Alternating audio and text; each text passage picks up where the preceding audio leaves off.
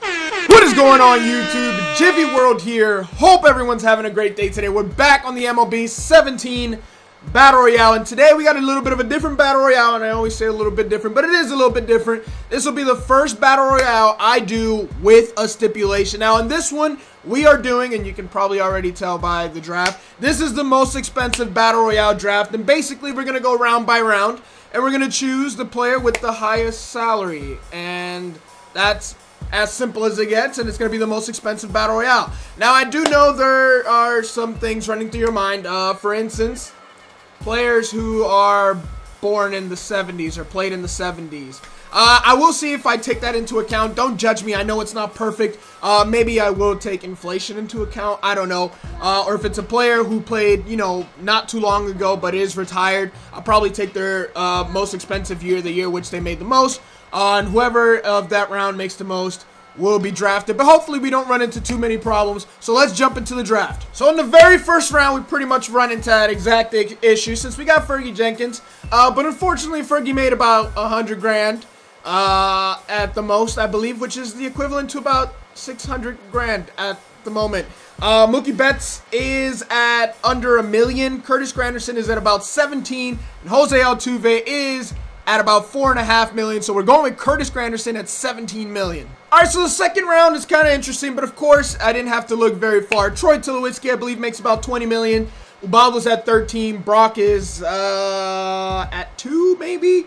Jerry might be at 4.5, but we're going with Troy Tulowitzki in round number 2. All right, so this round was kind of close. The most Jim Hunter made in his career, we got another diamond round, was $640,000 in 1979, even though that's a 67 card, which is about $2.5 million at the moment. Jonathan Lucroy is at about 5 million. Wade Davis is at 10, and Manny Machado is at 11 million. So being the most expensive player and one of my favorite players, we're going with Manny Machado in our second diamond round. So this was a pretty easy round and pretty unfortunate because all three, Paul Orlando, Jace Peterson, and Bobby Parnell, are all hovering around $500,000, while Giovanni Gallardo is a very expensive pitcher as he was dominant at one point, 13 million with the Mariners.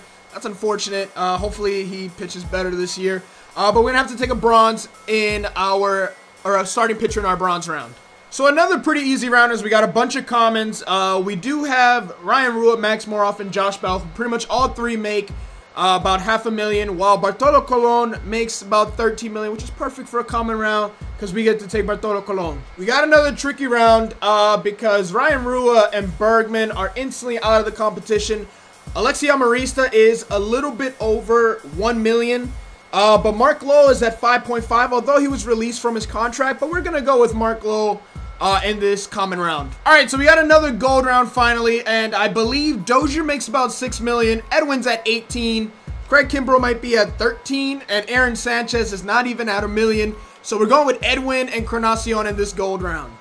So in this round, we got Kyle Schwarber, Espinosa, Salas, and Worley. Worley's at about $1 million. Salas is about 3. Espinosa's at 5 million, and Kyle Schwarber is at $500,000. We're going with Danny Espinosa, who's at 5 million.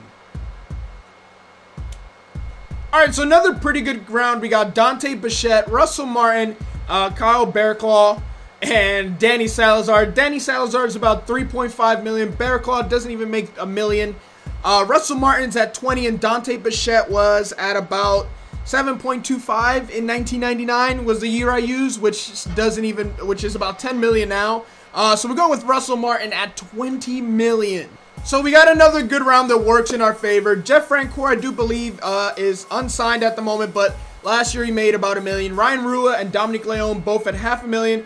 Jake Arrieta is above 15 million. So Jake Arrieta, we're going to get a starting pitcher in a common round. So that's absolutely perfect. All right, so this is probably the most expensive silver round I've ever seen. Jose Bautista coming in at 18 million. Melky Cabrera at 15. Brett Cecil at 8.5. And Jake Odorizzi, I believe, is at about 4.5. But Jose Bautista being an extremely expensive, aging, declining right fielder, we're going to take Jose Bautista. So this is the most narrow round I've had yet. Ryan Doe coming in at about $500,000. Sean Doolittle just over 2.5. Drew Pomeranz is at 4.5 million, while Chris Coughlin in the minor leagues is at 4.8. So Chris Coughlin, welcome to the squad. Yes, we got another gold round with a diamond in it, and it's perfect because Nate Jones is at about 2 million. Carrasco is at 6.5. Chris Archer's at about 4.5, and Glenn Perkins is also at 6.5. So we're going to get the option of choosing between Glenn Perkins and Carlos Carrasco. I'd much rather have a lefty reliever be a diamond than have a starting pitcher be gold. So we're going to go with Glenn Perkins. All right, so we got the worst round yet, the most absurd round. We got Aroldis Vizcaíno at 1.5, Tommy Lane at 1 mil, Tyler Lyons at half a mil. So if you see a slight decline, you'd be like, yeah, James Shields, it makes sense. He makes nothing. $32 million for James Shields. I think it's time for MLB teams to start realizing that they need to stop giving players max contracts for 10 years. And speak of the devil, we got another round. Brandon Morrow, free agent, half a mil last year. Matt Bowman, half a mil. Lucas Giolito, half a mil. Tim Lincecum last year somehow managed to steal $2.5 million. So Tim Lincecum, welcome to the squad. Got another starting pitcher in the comments, so works out great. Now this was actually a pretty close round, closer than I thought. Jim Palmer in 1977 made about $250,000, which roughly now is at about $1 million. Scribner made, I believe, close to $1 million. Heston was at about $500,000, and Segrist at 1.6. So we're gonna get a lefty, another lefty in our bullpen. Welcome, Kevin Segrist. Pretty straightforward in this round as we got an expensive reliever. Yimi Garcia and Pedro Baez are both at about $500,000. Carter Capps is just under $1 million, and Luke Gregerson was at 6.2 or 6.5 million. So Luke Gregerson, we're getting another decent reliever in the silver round. So this team might not be too bad, actually. Got another reliever round, and it should be no surprise to anyone. Houston Street, I believe, was at 9 million. Scribner was close to $1 million. Ellington and Nebel are both at $500,000. So Houston Street, get your old ass on the team. And yes, I know he's only 33, but man, did Houston Street age fairly quickly. But anyways, we got another round. It's a bronze round. Pretty straightforward. Crockett and Heston both making about $500,000. Carlos Torres, I believe, is just over 2. And Mark, last name redacted, is at about 5.5. So welcome to the squad. Got another lefty. So we got 3 lefties in this draft. So speaking of old relievers, Jonathan Papelbon's retired ass, was slotted to make $3 million this year. Made a lot more last year, but he has since been released from his contract. Alex Wilson is at 1. Brian Shaw is at over 2. And Adam Ottavino is at about 4.6 million. So we got Adam as our last reliever. We got another pretty close round. George Springer is at 3.9. Carlos Santana is at 12 million. Anderson Simmons is at 8. And JD Martinez very close with 11.75. But we're taking the switch hitting first baseman, Carlos Santana. So you don't have to look too far for this one. Oscar Hernandez, Jorge Polanco, and Grossman all make about $500,000. And the Red Sox are overpaying Pablo Sandoval a whopping $17 million. So add that to the budget. So this is a pretty expensive silver round as well. Cole Calhoun is at $6 million. Todd Frazier at $12 million. Anderson Simmons, we've already seen, he's at $8 million. And Victor Martinez is at $17 million, I believe. So we got one of our last 2 common rounds, and we got Tyler White and Rio Ruiz, who are both at $500,000. Justin Smoke, who's at 4.1 million, and Lonnie Chisenhall, who's at 4.3. So we're taking Lonnie Chisenhall as our bench player.